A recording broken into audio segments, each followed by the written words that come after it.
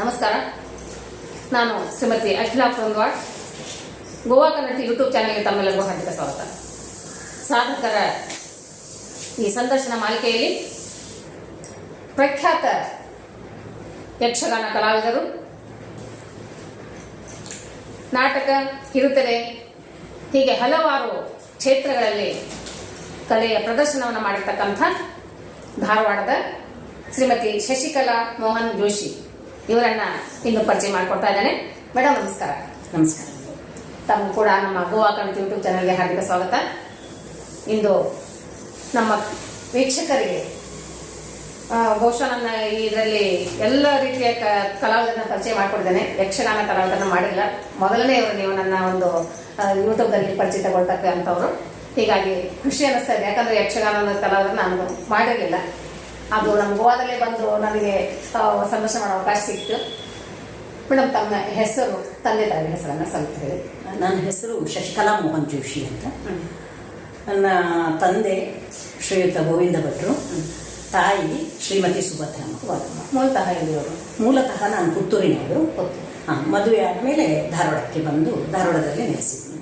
ಅಂದರೆ ನೀವು ವಿದ್ಯಾಭ್ಯಾಸ ಎಲ್ಲ ಅಲ್ಲೇ ಪುತ್ತೂರಲ್ಲಿ ಆಗಿದ್ದ ನಿಮ್ಮದು? ವಿದ್ಯಾಭ್ಯಾಸ ಸೆಕೆಂಡ್ ಇಯರ್ ಡಿಗ್ರಿವರೆಗೆ ಪುತ್ತೂರಲ್ಲಿ ಆಯಿತು. 1 ವರ್ಷ ಉಡುಪಿಯಲ್ಲಿ ಮಾಡಿದೆ. ಅಂದರೆ ನನಗೆ ಸಿಂಡಿಕೇಟ್ ಬ್ಯಾಂಕಲ್ಲಿ ಕೆಲಸ ಸಿಕ್ತು ಸೆಕೆಂಡ್ ಇಯರ್ ಡಿಗ್ರಿ ಆದ ಕೂಡಲೇ. ಹಾಗಾಗಿ ಫೈನಲ್ ಇಯರ್ BCom ಅನ್ನು ನಾನು ಈವ್ನಿಂಗ್ ಕಾಲೇಜ್ಗೆ ಹೋಗಿ ಮಾಡಿದ್ದೆ. ಮಣಿಪಾಲದಲ್ಲಿ ಒಂದು ಮೊದಲ ಬಾರಿಗೆ ನಾನು ಮಣಿಪಾಲ ಹೆಡ್ ಆಫೀಸಲ್ಲಿ ಜಾಯ್ನ್ ಆದೆ. ಆಮೇಲೆ 1985ರಲ್ಲಿ ಮದುವೆ ಆದಮೇಲೆ ಧಾರವಾಡ ಬಂದೆ. ಈ ನೀವು ಯಕ್ಷಗಾನ ಬಹುಶಃ ಆ ಕಡೆ ಕರ್ನಾಟಕದಲ್ಲಿ ತುಂಬ ಜಾಸ್ತಿ ಎಲ್ಲರ, ಅದು ಪುತ್ತೂರು ಆ ಕಡೆ ಎಲ್ಲ. ಅದು ಹೇಗೆ ನಿಮ್ಮ ಮನೆಯಲ್ಲಿ ಯಾರಾದರೂ ಮಾಡ್ತದ ಅಥವಾ ನಿಮ್ಗೆ ಹೇಗೆ ಬಂತದ? ನಮ್ಮ ಮನೆಯಲ್ಲಿ ಯಾರು ಮಾಡ್ತಿರ್ಲಿಲ್ಲ, ಆದರೆ ನಮಗೆ ಚಿಕ್ಕಂದಿನಿಂದಲೂ ಯಕ್ಷಗಾನವನ್ನು ನೋಡಿ ಬೆಳ್ತವ್ರು. ನಾವು ಯಕ್ಷಗಾನ ಅಂತ ಈಗ ಇತ್ತೀಚೆಗೆ ಎಲ್ಲ ಕರೀತಾ ಇದ್ದಾರೆ, ಇಲ್ಲೇ ಆಟ, ನಾವು ಹೇಳೋದಕ್ಕೆ ಆಟ ಅಂತಲೇ ಆಟವನ್ನು ನೋಡಿಕೊಂಡೇ ಬೆಳೆದವರು ನಾವು. ನನ್ನ ಸೋದರ ಮಾವ ಒಬ್ಬರು ಮಾಡ್ತಿದ್ರು ಆಟವನ್ನು. ಮತ್ತೆ ನನ್ನ ದೊಡ್ಡಮ್ಮನ ಮಗ ಯಾವಾಗಾದ್ರೂ ಅಜ್ಜಿ ಮನೆಗೆ ಹೋದಾಗ ಅವರು ಅಲ್ಲಿ ಕೋಣೆಯಲ್ಲಿ ಬಾಗಿಲು ಹಾಕಿಕೊಂಡು ಮಾಡುವುದನ್ನು ನೋಡ್ತಾ ಇದ್ವಿ ಅಷ್ಟೇ. ಅದು ಬಿಟ್ಟರೆ ಬೇರೆ ಏನು ನೋಡಿಲ್ಲ. ಆದರೆ ಸುತ್ತಮುತ್ತಲೂ ಅಲ್ಲಿ ಹರಕೆ ಬಯಲಾಟಗಳು ಇಂಥವೆಲ್ಲ ಬಹಳ ಆಗ್ತಿತ್ತು. ಹಾಗಾಗಿ ಅವನು ನೋಡ್ಕೊಂಡೇ ಬೆಳೆದವರು. ಆದರೆ ಆಗ ಹೆಣ್ಣು ಮಕ್ಕಳಿಗೆ ಯಕ್ಷಗಾನ ಅವಕಾಶ ಇಲ್ಲ. ಅದು ಗಂಡು ಕಲೆ ಅಂತಲೇ ಪ್ರಸಿದ್ಧ. ಸುಮಾರಾಗಿ ಗಂಡು ಕಲೆ ಅಂದ್ರೆ ನನಗೆ ಅನಿಸುವ ಮಟ್ಟಿಗೆ ಗಂಡಸರು ಮಾಡುವ ಕಲೆ ಅಲ್ಲ. ಗಂಡು ಕಲೆ ಅಂದ್ರೆ ಅದಕ್ಕಿರುವ ತಾಕತ್ ಸ್ವಲ್ಪ ಜಾಸ್ತಿ ಬೇಕಾಗುತ್ತೆ. ಹಾಗಾಗಿ ಗಂಡು ಕಲೆ ಹೇಳ್ಕೊಂಡು ಬಲಿ ಜಾಸ್ತಿ ಬೇಕಾಗುತ್ತೆ, ಅದ್ರ ಶಕ್ತಿ ಜಾಸ್ತಿ ಬೇಕಾಗುತ್ತೆ. ಆ ಕಾರಣದಿಂದ ಬಹುಶಃ ಹಾಗೆ ಇಟ್ಟಿರ್ಬೋದು. ಗಂಡು ಕಲೆ ಅಂತ ಹೇಳ್ಕೊಂಡು ಆ ಥರದಲ್ಲಿ ಬಂದಿದೆ.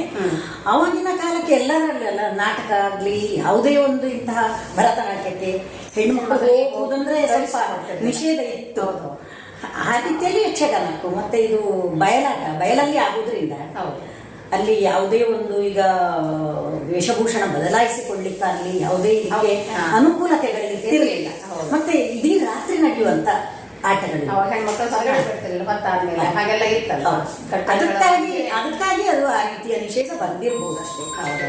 ಯಾಕಂದ್ರೆ ಇಂಥ ಕಟ್ಟಡಗಳಲ್ಲೇ ನಾವು ಬೆಳಿತಾ ಇದ್ವಿ. ಇವಾಗ ಅವೆಲ್ಲವನ್ನ ಬದಿಗಿಟ್ಟು ಹೆಣ್ಣು ಕೂಡ ಒಂದು ಸಮಾನವಾಗಿ ಸಮಾಜದಲ್ಲಿ ಗಂಡಿನ ಸಮಾನವಾಗಿ ಬೆಳೀತಾ ಇದ್ದಾರೆ, ಎಲ್ಲರಲ್ಲಿ ಭಾಗವಹಿಸ್ತಾರೆ ಅಂತ ಒಂದು ಕಲೆಯೊಳಗ ನೀವು ಕೂಡ ಯಕ್ಷಗಾನ, ಕಿರುತೆರೆ, ನಾಟಕ ಪ್ರತಿಯೊಂದರಲ್ಲಿ ನೀವು ಕಲಾವಿದರಾಗಿ ಭಾಗವಹಿಸ್ತಾ ಇದ್ದಾರೆ ಸಕ್ರಿಯವಾಗಿ. ಖುಷಿ ಅನಿಸ್ತದೆ. ಯಾಕಂದ್ರೆ ಧಾರವಾಡದಲ್ಲಿ ಇದ್ಕೊಂಡು ಸಾಕಷ್ಟು ಕ್ಲಾಸ್ಗಳನ್ನು ಕೂಡ ಮಾಡ್ತಾ ಇದ್ದೀರಾ. ಮಕ್ಕಳಿಗೆ, ಹೆಣ್ಣು ಮಕ್ಕಳಿಗೆ ವಿಶೇಷವಾಗಿ 2 ತರಬೇತಿಗಳ ಕ್ಲಾಸನ್ನ ನೀವು ನೀಡ್ತಾ ಇದ್ದೀರಾ. ಹಾಗೆ ನೀವು ನೋಡ್ತಾ ಬೆಳೆದವರು ಅಂತ ಹೇಳಿದ್ರೆ, ಯಾವಾಗ ನಿಮಗೆ ಯಕ್ಷಗಾನವನ್ನು ಆರಂಭಿಸಿ ಕಲಿತೀರಿ? ಯಾರು ನಿಮ್ಮ ಗುರುಗಳು? ಮೊದಲಿಂದ ಮಾಡಬೇಕು ಅನ್ನೋ ಒಂದು ಆ ತುಡಿತ ಬಹಳ ಸಣ್ಣದಿರುವಾಗಿಂದಲೂ ಇತ್ತು. ಯಾವಾಗಲೂ ನಾನು, ನನ್ನ ಚಿಕ್ಕಮ್ಮ ಅಂದ್ರೆ ಅಮ್ಮನ ತಂಗಿ ಇಬ್ರು ಬಹಳ ಅದೇನು ಬರೀ ಗಂಡಸರಿಗಷ್ಟೇ ಆಗ್ಬೇಕು, ನಾವ್ ಯಾಕೆ ಮಾಡಬಾರ್ದು ಅಂತ ಹೇಳಿ ನಮ್ಮಿಬ್ಬರಲ್ಲಿ ಒಂದು ಸಂಭಾಷಣೆ ನಡೀತಾ ಇರ್ತಿತ್ತು, ಚರ್ಚೆ. ಹಾಗೆ ಒಂಥರ ರೆಬೆಲ್ ಅಂತಾರಲ್ಲ ಹಾಗೆ. ನಮಗೆ ಯಾಕೆ ನಾವು ಯಾಕೆ ಮಾಡುವ ಅಂತ ಅಲ್ಲಿ ಆಟ ನೋಡಿಬರುದು, ಮನೆ ಅಂಗಳದಲ್ಲಿ ಅದೇ ರಂಗಸ್ಥಳ ನಮ್ಮದು, ಕುಣಿಯುವುದು ಹೀಗೆ ನಡೀತಿತ್ತು. ಆಮೇಲೆ ಆದರೆ ಏನಾಗ್ತಿತ್ತು, ನನಗೆ ಭರತನಾಟ್ಯವೂ ಕಲಿಬೇಕು ಅನ್ನುವ ಆಸೆ ಇತ್ತು. ಆದರೆ ಆರ್ಥಿಕ ಪರಿಸ್ಥಿತಿ ನಮ್ಮದು ಆಗ ಚೆನ್ನಾಗಿರಲಿಲ್ಲ. ಸಮಾಜವಾಗಿ ಅವಾಗ ಎಲ್ಲರ ಮನೆಯಲ್ಲೂ ಹಾಗೆ ಇರ್ತದೆ. ನಮ್ಮದು ಅದಕ್ಕೆ ಹೊರತಲ್ಲ, ನಾವು ಇನ್ನೂ ಬಹಳ ಸಂಕಷ್ಟದಲ್ಲಿ ಇದ್ದವರು. ಹಾಗಾಗಿ ಯಾವುದನ್ನು ಕಲೀಲಿಕ್ಕಾಗಲಿಲ್ಲ. ಆದರೆ ನಾನು ಕಾಲೇಜಿಗೆ ಹೋದಾಗ, ಅಂದರೆ ನಾನು PUC ಇದ್ದಾಗ ನಮ್ಮ ಕಾಲೇಜ್ ಡೇಗೆ ನಮ್ಮ ಕನ್ನಡ ಸಂಘದವರು ಒಂದು ಇದು ಹೆಣ್ಣು ಮಕ್ಕಳಿಗೆ ಯಕ್ಷಗಾನವನ್ನು ಕಲಿಸುವ ಅನ್ನುವ ನಿರ್ಧಾರವನ್ನು ತೆಗೆದುಕೊಂಡರು. ಮತ್ತು ಅದಕ್ಕೆ ಯಾವುದೇ ಥರದ ಶುಲ್ಕವಿರಲಿಲ್ಲ, ಮುಖ್ಯವಾಗಿ ನಮಗದು. ಆಮೇಲೆ ಆಗ ನಾನು ಮನೆಯಲ್ಲಿ ಹೇಳಲಿಲ್ಲ, ಕೇಳಲಿಲ್ಲ, ಏನೂ ಇಲ್ಲ, ನಾನು ಅದಕ್ಕೆ ಸೇರಿದೆ. ಅದು ಪ್ರೊಫೆಸರ್ VB ಮೊಡೆಯಾರ್ ಅಂತ ಅವರ ಒಂದು ಆಸಕ್ತಿಯಿಂದ ಅಲ್ಲಿ ಶುರುವಾದ್ದು. ಹಾಗಾಗಿ ಇಂದು ನಾನೇನಾದರೂ ಒಂದು ಯಕ್ಷಗಾನ ಕಲಾವಿದೆಯಾಗಿದ್ದರೆ ಅವರಿಗೆ ನಾನು ಅತ್ಯಂತ ಚಿರಋಣಿ. ಆ ಸಮಯದಲ್ಲಿ ಹಾಗೆ ನಮ್ಮದು ಶುರುವಾಯಿತು.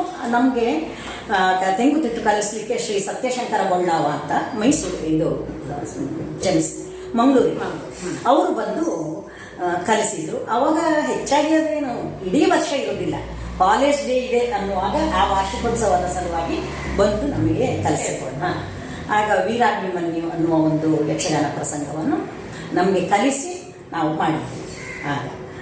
ಆಮೇಲೆ ಅದೇ ಥರ ಬೇರೆ ಬೇರೆ ಪ್ರಸಂಗಗಳನ್ನು ಪ್ರತಿ ವರ್ಷ ಆಗ ಮಾಡಿದ್ವಿ. ನಾನು ಮುಂದೆ ಅಂದರೆ 3 ವರ್ಷ 4ನೇ ವರ್ಷದಲ್ಲಿರುವಾಗಲೇ, ಅಂದರೆ ನಾನು ಸೆಕೆಂಡ್ ಇಯರ್ ಡಿಗ್ರಿಯಲ್ಲಿರುವಾಗ ಇದು ಬಿಟ್ಟು ಕಾಲೇಜ್ ಬಿಟ್ಟು ವಿದ್ಯಾಭ್ಯಾಸವನ್ನು ಅರ್ಧಕ್ಕೆ ನಿಲ್ಲಿಸಿ ನಾನು ಬ್ಯಾಂಕ್ ಜಾಯಿನ್ ಆದೆ ಅಂತ ಹೇಳಿದೆ ನಿಮಗೆ. ಹಾಗಾಗಿ ಅಲ್ಲಿವರೆಗೆ ಮಾತ್ರ ನಾನು ಮಾಡಿದೆ.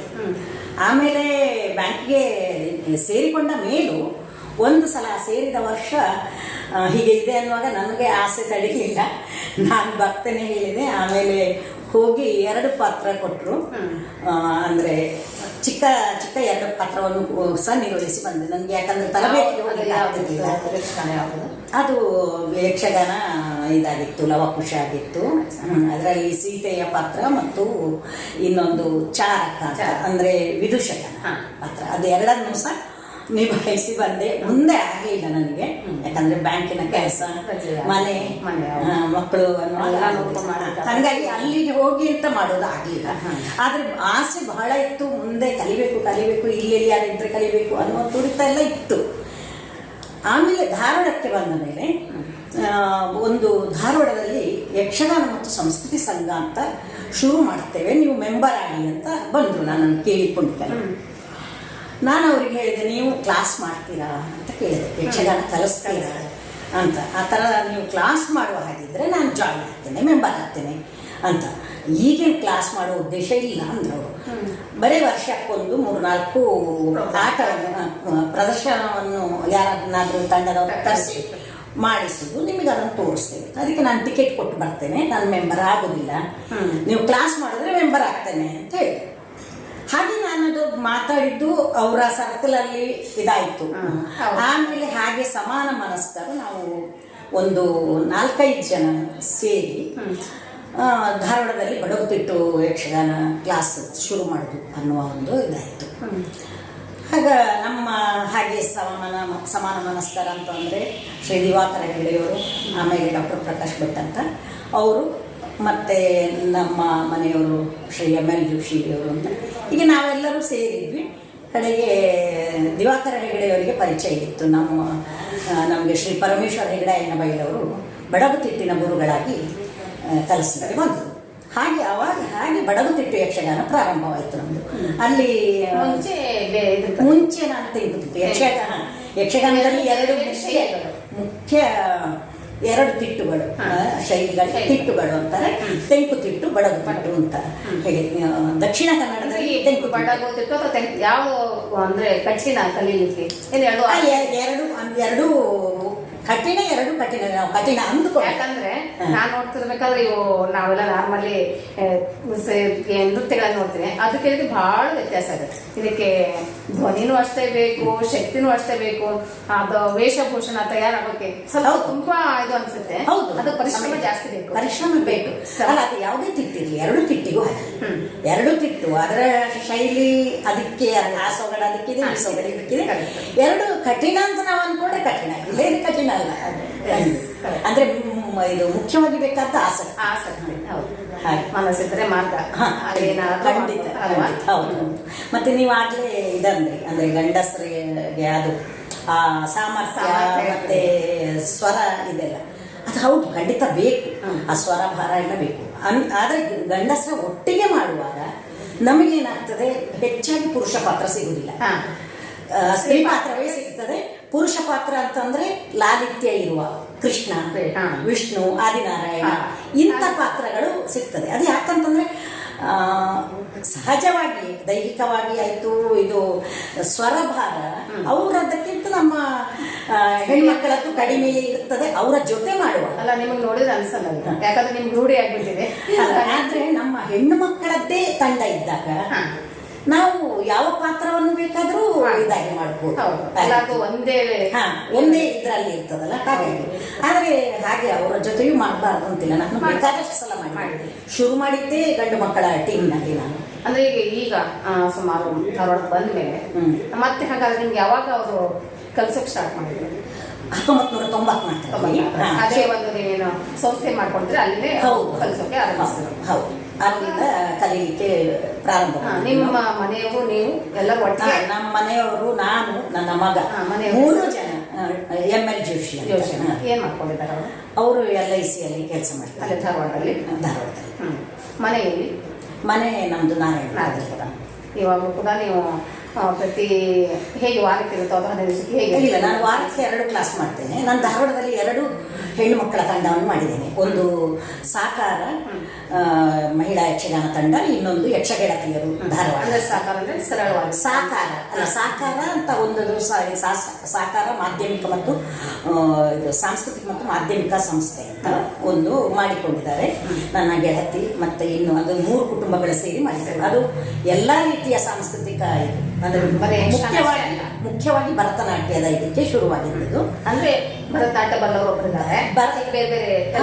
ಅಂದ್ರೆ ಈ ಭರತನಾಟ್ಯ ಎಲ್ಲರಿಗೂ ರಂಗ ಪ್ರವೇಶ ಮಾಡ್ಲಿಕ್ಕೆ ಕಷ್ಟ ಆಗ್ತದಲ್ಲ ಆರ್ಥಿಕವಾಗಿ ಎಲ್ಲ. ಅದಕ್ಕೆ ಆ ವೇದಿಕೆ ಒದಗಿಸಿಕೊಡ್ಲಿಕ್ಕೆ ಅಂತ ಶುರುವಾಯಿತು. ಸಮಾನ ಮನಸ್ಕ 3 ಕುಟುಂಬಗಳು ಸೇರಿ ಮಾಡಿತ್ತು. ಆಮೇಲೆ ಇನ್ನೊಂದು ಇದು ಮಾಧ್ಯಮ ಇದು, ಅದು ವರ್ಷಕ್ಕೊಮ್ಮೆ ಇದು ಕೊಡ್ತೇವೆ ಅಂತ ಪ್ರಶಸ್ತಿಗಳು ಕೊಡ್ತಾರೆ, ಮಾಧ್ಯಮ ಪ್ರಶಸ್ತಿ ಎಲ್ಲ. ಆ ರೀತಿಯಲ್ಲಿ ಶುರುವಾಯಿತು. ಅಲ್ಲಿ ನಾನೊಂದು ಸಲಹೆ ಇಟ್ಟೆ. ನನ್ನಲ್ಲಿ ಗೌರವ ಸಲಹಾ ಮಂಡಳಿ ಸದಸ್ಯ ಅಂತ ತಗೊಂಡಿಕೊಂಡಾಗ ಮಕ್ಕಳಿಗೆ ಯಕ್ಷಗಾನ ಇದು ಶುರು ಮಾಡುವ ಶಿಬಿರ. ನಾವು ಮಕ್ಕಳಿಗೆ ಶಿಬಿರ ಶುರು ಮಾಡಿದ್ರೆ ಮಕ್ಕಳು ಬೆಳೆಸ್ಕೊಂಡು ಹೋಗ್ತಾರೆ. ಮಕ್ಕಳಿಗೆ ಇದಾದ ಕೂಡಲೇ ಪಾಲಕರಿಗೆ ಆಸಕ್ತಿ. ಆ ರೀತಿಯಲ್ಲಿ ಅಂದ್ರೆ ಮುಖ್ಯವಾಗಿ ಯಾಕಂತಂದ್ರೆ ಧಾರವಾಡ ಅನ್ನೋದು ಯಕ್ಷಗಾನೇತರ ಜಿಲ್ಲೆ. ಅಲ್ಲಿ ನಾವು ಯಕ್ಷಗಾನದ ಬಗ್ಗೆ ಅಭಿರುಚಿ ಬೆಳೆಸೋಣ. ಕಲೆಯ ಒಂದು ಊರೇನೆ, ಖಂಡಿತ. ಯಕ್ಷಗಾನ ಇಲ್ಲ, ಅದು ಉತ್ತರ ಕನ್ನಡ ದಕ್ಷಿಣ ಕನ್ನಡದಲ್ಲೇ ಜಾಸ್ತಿ, ಶಿವಮೊಗ್ಗ ಈ ಕಡೆಗೆ. ಅದಕ್ಕಾಗಿ ನಾವು ಆ ರೀತಿ ಮಾಡೋಣ ಅಂತ ಹೇಳಿಕೊಂಡು ನಾನು ಸಲಹೆ ಇಟ್ಟೆ. ಅವರು 3 ಕುಟುಂಬದವರು ಸಹ ಖುಷಿಯಿಂದ ಒಪ್ಪಿಕೊಂಡ್ರು. ಹಾಗಾಗಿ ಅಲ್ಲಿ ಪ್ರತಿ ವರ್ಷ ನಾವು 9 ವರ್ಷ ಆಯಿತು. ಈಗ ಮೇಯಲ್ಲಿ ಇನ್ನೊಂದು ಮುಂದೆ ಬರುವ ಮೇಲೆ 10ನೇ ವರ್ಷ ಆಗ್ತದೆ. ಮಕ್ಕಳಿಗೆ ಶಿಬಿರ ನಡೆಸ್ತಾ ಇರ್ತೀವಿ. ಒಂದು 40 ಮಕ್ಕಳನ್ನು ತಗೊಳ್ತೀವಿ ಮೇಯಲ್ಲಿ 10 ದಿನದ್ದು. ಅದಕ್ಕೆ ನನ್ನ ಗುರುಗಳು ಪರಮೇಶ್ವರ ಹೆಗಡೆ ಅವರು ಬರ್ತಾರೆ. ವಾರದ ಕ್ಲಾಸು ನಾನು ಹೆಣ್ಣು ಮಕ್ಕಳಿಗೆ ತಗೊಳ್ತಾ ಇದ್ದೇನೆ. ಸೋಮವಾರ ಬುಧವಾರ. ಅದು ಹೆಣ್ಣು ಮಕ್ಕಳಿಗೆ ಬರ್ತಾರೆ. ಸುಮಾರು 10-11 ಜನ ಇದ್ದಾರೆ. ಮತ್ತೆ ಇನ್ನೊಂದೇನಾಗ್ತದೆ, ಸಾಕಾರ ತಂಡದಲ್ಲಿ ಅವರು ಅಂದ್ರೆ ಈಗ ಹುಡುಗಿಯರೆಲ್ಲ ಇದ್ರು. ಅವರು ಕೆಲವರು ಕೆಲಸ ಸಿಕ್ಕಿ ಹೋಗ್ತಾರೆ, ಕೆಲವರು ಮದುವೆ ಆಗಿ ಹೋಗ್ತಾರೆ. ಹಾಗೆ ಎಲ್ಲ ಆಗ್ತದೆ. ಆ ರೀತಿ ಸ್ವಲ್ಪ ಅಂದ್ರೆ ಹೋಗಿ ಬರ್ತಾ ಇರ್ತಾರೆ. ಕಾರ್ಯಕ್ರಮ ಮಾಡ್ತಾ ಇರ್ತೇವೆ. ಅದಾದ್ಮೇಲೆ ಈಗ ತಾಳಮದ್ದಳೆ ಅಂತ ಇನ್ನೊಂದು ಪ್ರಕಾರ ಇದೆ ಯಕ್ಷಗಾನದಲ್ಲಿ. ಅಂದ್ರೆ ಅದು ವೇಷಭೂಷಣ ಇರುವುದಿಲ್ಲ, ಬೇರೆ ಎಲ್ಲ ಇದು ಯಕ್ಷಗಾನ ಪ್ರದರ್ಶನಕ್ಕೆ ಏನಿರ್ತದೆ ಹಾಗೆ ಇರ್ತದೆ. ಹಿಮ್ಮೇಳ ಇರ್ತದೆ, ಹಿಮ್ಮೇಳ ಇರ್ತದೆ, ಮಾತುಗಾರಿಕೆ ಇದೆ. ಇದು ಇರೋದಿಲ್ಲ, ವೇಷಭೂಷಣ ಇರೋದಿಲ್ಲ, ಮತ್ತೆ ಕುಣಿತ ಇರೋದಿಲ್ಲ. ಕೂತ್ಕೊಂಡು ಆಯಾಯ ಪಾತ್ರ ಅದನ್ನ ಪ್ರಸಂಗ ಒಬ್ಬರೇ ನಾವು ಆ ಪಾತ್ರ ಎಷ್ಟು ಪಾತ್ರ ಬೇಕು ಅಂತ ತಗೊಂಡು ನಿರ್ಧಾರ ಮಾಡಿ ಆ ರೀತಿ ಮಾಡಬಹುದು. ಅದು ನಮ್ಮ ಹೆಣ್ಣು ಮಕ್ಕಳ ತಂಡಕ್ಕೂ ಕಲಿಸಿದ್ದೀನಿ. ಹಾಗೆ ಅದರಿಂದ ನಾವು ಸುಮಾರು ಪ್ರದರ್ಶನ ಕೊಡ್ತಾ ಇದ್ದೀವಿ. ಅಂದ್ರೆ ಈ ಕೊರೋನಾದ ನಂತರ ಒಂದು ಆ ಪ್ರಕಾರವು ಎಲ್ರಿಗೂ ತಿಳಿಬೇಕು ಅಂತ ಹೇಳಿಕೊಂಡು ಇದು ಮಾಡಿದ್ದು. ಇನ್ನೊಂದು ಏನಂತ ಹೇಳಿದ್ರೆ ಈ ಕೊರೋನಾದ ನಂತರ ನಮಗೆ ಪ್ರಾಯೋಜಕರು ಬಹಳ ಕಡಿಮೆ ಅಲ್ಲಿ ಸಿಗುದು. ಹಾಗಾಗಿ ಇದಾದ್ರೆ ಸ್ವಲ್ಪ ಖರ್ಚು ಕಡಿಮೆ ಆಗ್ತದೆ, ವೇಷಭೂಷಣದ ಖರ್ಚು ಇರೋದಿಲ್ಲ. ಅದು ಒಂದು ಮುಖ್ಯ ಅಂಶ. ಆಮೇಲೆ ಇನ್ನೊಂದೇನಂದ್ರೆ ಮಾತಿನ ಇದು ಏರಿಳಿತ ಮತ್ತೆ ಸಾಹಿತ್ಯ ಮುಖ್ಯವಾಗಿ. ಆ ರೀತಿ ಪ್ರತಿಯೊಂದು ಅಂದ್ರೆ ನಮ್ಮ ಪರಂಪರೆಯನ್ನು ಮಕ್ಕಳಿಗೆ ಶುರು ಮಾಡಿದ ಉದ್ದೇಶ ಅದೇ. ನಮ್ಮ ಒಂದು ಏನು ಪರಂಪರೆ ಅದನ್ನು ತಿಳಿಸಿದಾಗ್ತದೆ, ಹೋಗ್ಬಾರ್ದು ಮುಂದಿನ ಪೀಳಿಗೆಗೆ ಬಳುವಳಿ ನಮ್ಮಿಂದ ಹೋಗ್ಬೇಕು ಅಲ್ವಾ?